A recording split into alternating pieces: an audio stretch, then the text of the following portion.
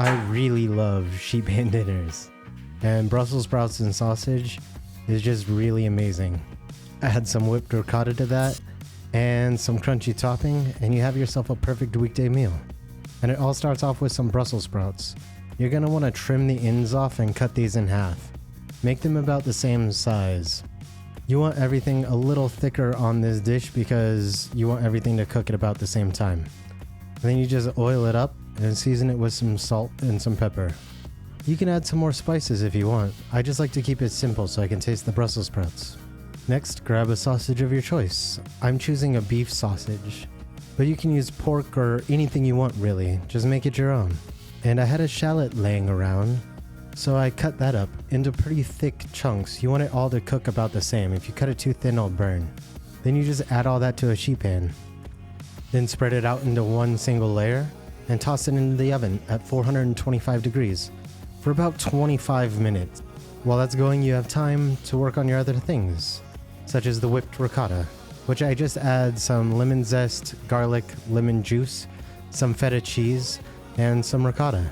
Then I tossed in a pinch of piment or chili powder, some honey for sweetness, and some herbs like parsley.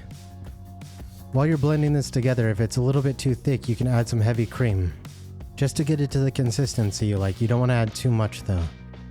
When you're tasting this, you want a balance of salt, acid, and sweetness. It really is round and delicious. For some added crunch, I had some toasted almonds with bacon, maple syrup, and some more piment d'Espelette.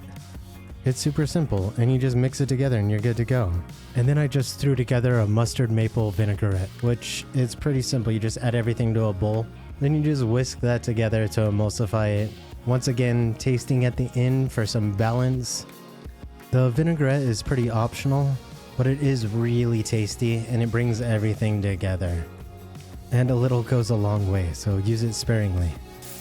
By the time you finish that up, your Brussels sprouts should be done, so you can remove them from the oven, make sure they're nice and crispy, and then serve it up. I like to put the whipped ricotta on the bottom with a couple spoonfuls of those Brussels sprouts and sausages, with a crunchy topping on top of that, and then a little bit of vinaigrette. This dish is jam-packed, full of flavor and textures, which is what I'm looking for to have a fairly interesting weeknight dinner that I can enjoy. The recipe will be in the description, and I am working on a website for a place that has all my recipes and things like that. But speaking of that, if you guys have any recommendations on things you want me to try or make, let me know. I would love to explore new foods. And with that, I hope you enjoy.